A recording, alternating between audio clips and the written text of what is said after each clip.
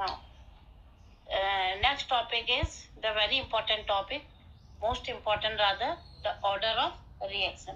Children, you have studied that for a chemical reaction taking place like A moles of A, B moles of B gives you C moles of C and D moles of D.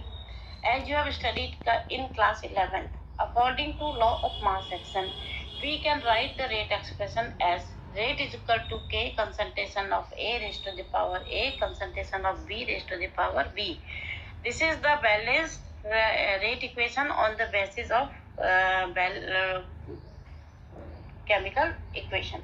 Now, but we have seen that A and B may be equal to the stoichiometric coefficient or may not be.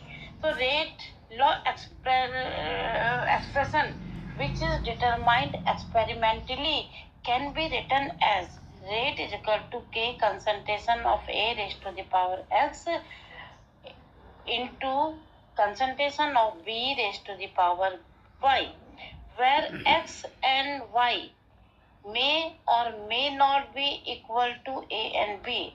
X may or may not be equal to A, Y may or may not be equal to B. Where X is called, X is called order of reaction with respect to A, Y is called order of reaction with respect to B.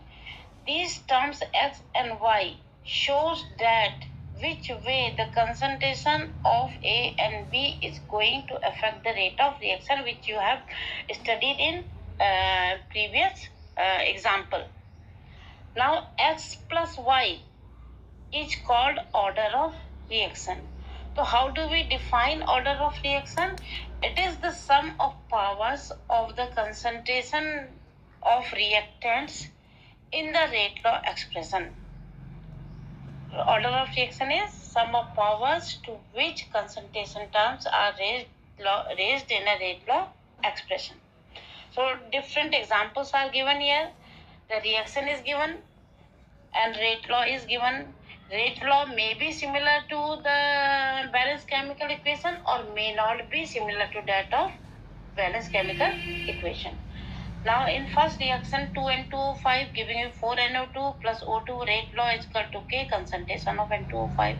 You can see here that rate law there is only one mole of N2O5 while in reaction there are two moles. So similarity is not there.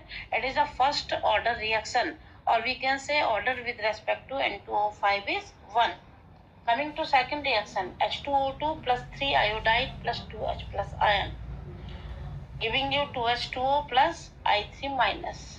Now we have three terms here, hydrogen peroxide, iodide ion and H plus ion. But in rate law, rate is depending on concentration of H2O2 to first power, concentration of iodide ion first power.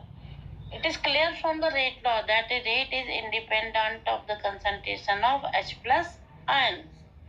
So here again the rate law is not similar to that of balanced chemical equation. Here because the power of H2O2 is 1, iodide is 1, hence the order of reaction is 1 plus 1, 2, it is a second order reaction. Now coming to third, CH3CHO on heating gives CH4 plus carbon monoxide.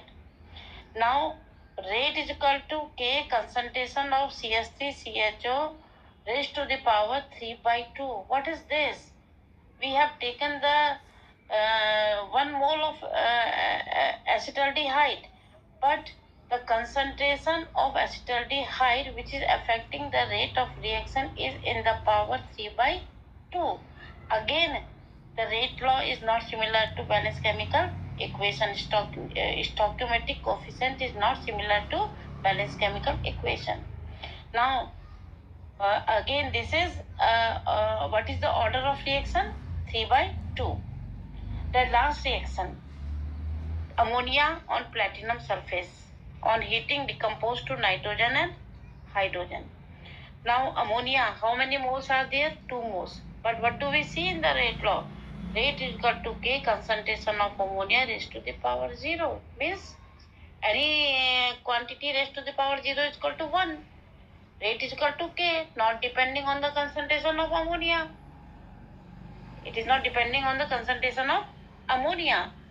So, it is clear that the stoichiometry of balanced chemical equation and rate law are not similar. The example 3 and 4 gives us an idea that the order of reaction can be a fractional number. It can be 0 also. Is it clear to all? Revise it.